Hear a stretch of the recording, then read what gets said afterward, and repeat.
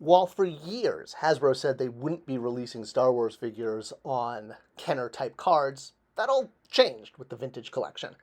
And we haven't just gotten old figures from the Kenner collection.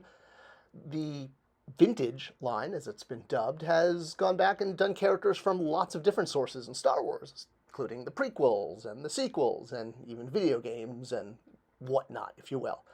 Now, I think the prize for most collectors is getting a sort of a perfect recreation of the vintage toy, complete with card back, photo, and figure, updated. But it's also been exciting to get new characters that never had a toy in the old Kenner line in this style. Like I said, Hasbro has been looking at all different sources for this line, from the video games to the Disney Plus, etc., etc. And what's kind of interesting over time, looking at the way the vintage collection has been released, obviously the key component is the photo on the card back and the figure, and whether or not this is a update of the original Kenner toy or not. Now, sometimes the updates are correct, but still wrong, like this Papalu Ewok with Ramba as the card photo, which is the same error that the vintage figure had. So they carried forward that error. They didn't correct it.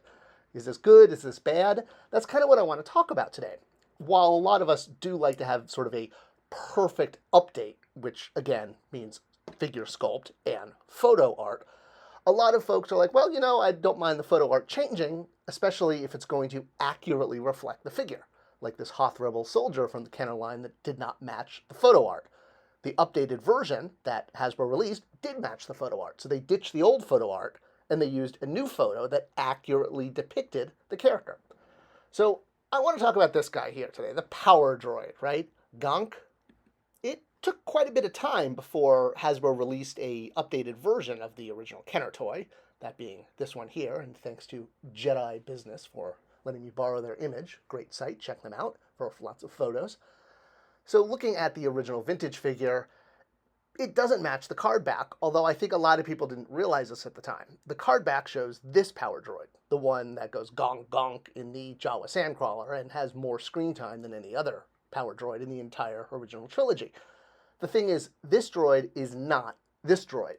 Now, granted, in the vintage Kenner line, or shall I say the original Kenner line, to not confuse with the vintage collection, we can't say all the figures were exactly on model. I mean, after all, their Walrus Man figure was designed to represent Ponda Baba, and obviously Ponda Baba does not wear a blue undersuit or long blue sleeves and pants. So yeah, not everything was on model.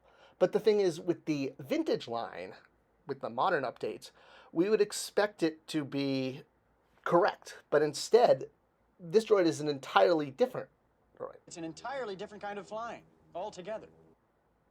So yes, there are lots of power droids throughout the original trilogy, and many of them have been made into toys.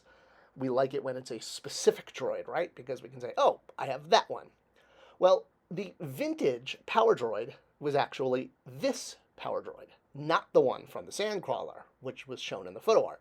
It's the power droid from the Lars family homestead. You can see it most prominently over Luke's shoulder when he calls down to ask Aunt Beru, or Aunt Beru tells him to get a droid that speaks Bocce.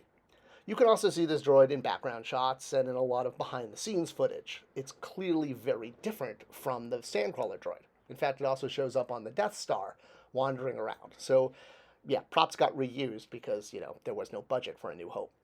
So if you want to recreate the Lars family, homestead, yeah, now we have a Lars family Gonk droid, but the card does not match the figure. Unlike what they did for that Hoth soldier, they released the Lars family droid, an update of the vintage figure, using the incorrect card image, or rather using the vintage card image, not this image, showing the actual droid.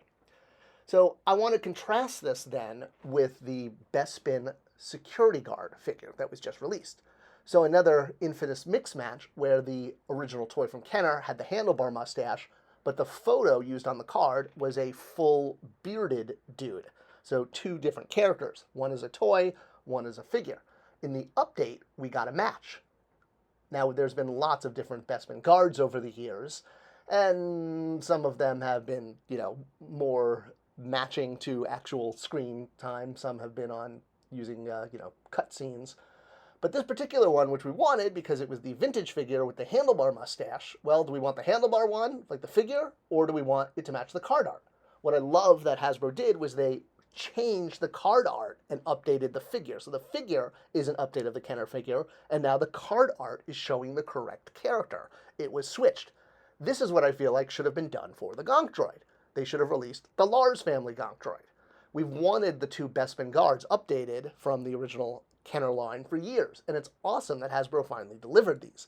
But to me, what's even more important is that it shows that they understand that, yes, the character, the toy, doesn't always match the photo art. So why did they not do this for the Power Droid? That's kind of my issue, and it's always sort of been, is that, package designers and toy designers aren't always the biggest fans of the property. And when they miss details like this, it kind of makes me a sad panda, because these are the details I feel like really matter. Now maybe they'll re-release this figure as a Death Star Gonk Droid. Hey, that would be cool too. But either way, we still need the original Sandcrawler droid now. Now, this is definitely the Lars family one. It's been established, with multiple toy releases and, et cetera, et cetera. So, yeah, proof is out there. We know which droid this is, Hasbro. So why did you release this droid on the incorrect photo when we know you can change it for things like the Bespin Guard or the Hoth Trooper? So, you have the technology to do this, yet they're not consistent. And that's one of the things that makes me frustrated as a collector, because it kind of shows that whoever's doing this doesn't quite get it. I hope this video was an interesting look at the connection between product and photos on packaging and how those kind of details really do matter. If you like this video and think it'll be interesting to others in your friend circle, please do share it with them. It's the best way to support this channel. Thanks for watching, and I'll see you guys next time.